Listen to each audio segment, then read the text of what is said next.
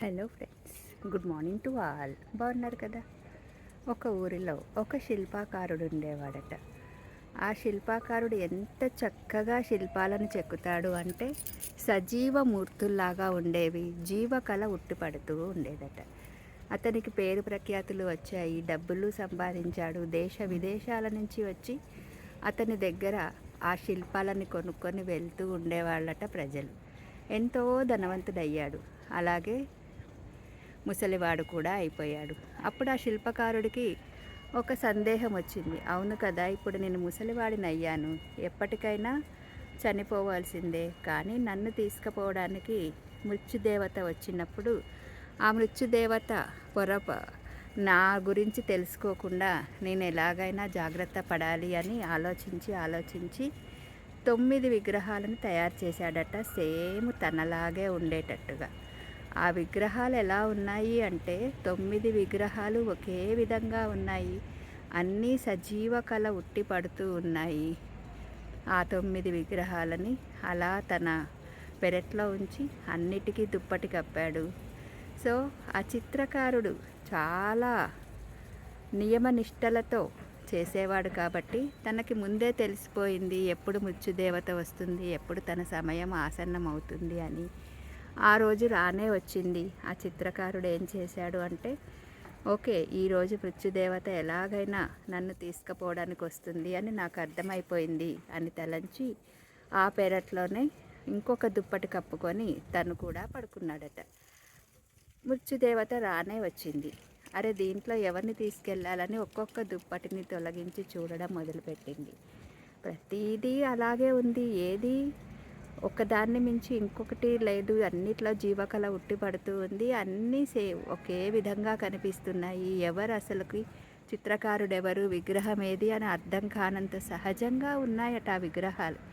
అంతటి ప్రతిభను చూసిన ఆ మృత్యుదేవత ఆశ్చర్యపోయిందట. కానీ ఏం చెయ్యాలి? నేను పొరపాటున ఇంకొకరికి మృత్యువుని దండన విధించాను అంటే అది తప్పు అయిపోతుంది, అది చాలా పాపం అయిపోతుంది. ఎవరినైతే తీసుకెళ్లాలో వాళ్ళనే తీసుకెళ్ళాలి తప్పితే ఎవరో ఒకరిని తీసుకెళ్ళడం సరి అయిన విషయం కాదు. నాకు అవగాహన లేకుండా నేను ఏ వ్యక్తిని దీంట్లో తీసుకెళ్ళగలుగుతాను అని పరిపరి విధముల ఆలోచించింది. అన్ని విగ్రహాలని పరిశీలించింది, చూసింది, అన్నిటినీ చూస్తుంది. తనకేమీ అర్థం అవ్వట్లేదు. చివరికి ఇంక నేనేమీ చెయ్యలేను అని చెప్పి వెళ్ళిపోదాము అని డిసైడ్ అయిపోయి ఒక్క క్షణం ఆలోచించిందట.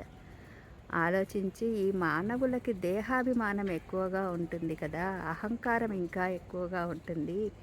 ఎలాంటి వాళ్ళైనా ఈ అహంకారం ముందు ఓడిపోవాల్సిందే అని తలంచి బయటికి వచ్చి గట్టిగా అన్నదట, ఈ శిల్పకారుడెవడో చాలా నైపుణ్యం ఉన్నవాడే, కానీ ఒక్క తప్పిదం చేశాడు. ఒకే ఒక తప్పిదం చేయకపోయి ఉంటే బాగుండేది అని గట్టిగా అరిచిందట. వెంటనే ఆ శిల్పకారుడు లేచి పరిగెత్తుకుంటూ వచ్చి, ఏం తప్పిదం చేశాను నేనంతా చాలా బాగా చేశాను కదా అని అడిగాడట. ఇదే నువ్వు చేసిన తప్పిదం నాయనా, దేహాభిమానము, అహంకారము, ఈ రెండు ఉన్నవాడు ఎప్పటికైనా పతనం అవ్వాల్సిందే. చూసావా, నువ్వు అలాగే కామ్గా ఉండింటే నేను వెళ్ళిపోయేదాన్ని. అలా కాకుండా నువ్వు దేహాభిమానం ఉంది, అహంకారం కూడా ఉంది. తప్పిదాలు చేయని మనిషి అంటూ ఉండడు. నువ్వు మనిషివే కాబట్టి నువ్వు ఆ యొక్క అహంకారంలోనే ఉన్నావు. ఇంకా పద, నిన్ను తీసుకెళ్తాను అని తీసుకెళ్ళిందట.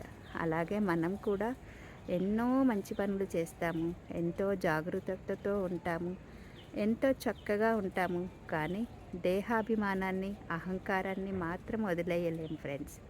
అహంకారాన్ని వదిలేయడమే ఆత్మ ఉన్నతికి అత్యద్భుతమైన మార్గం. ఆత్మ ఎప్పుడూ కూడా అద్భుతంగా ఉన్నతమైన మార్గంలో వెళ్ళాలి అంటే మనకు అవరోధం ఏంటో తెలుసా? నేను అనే అహంకారము, నేను అంటే శరీరం అనే మమకారము. ఈ రెండింటిని వదిలేస్తేనే ఆత్మ సాక్షాత్కారం అనేది కలుగుతుంది. Thank you.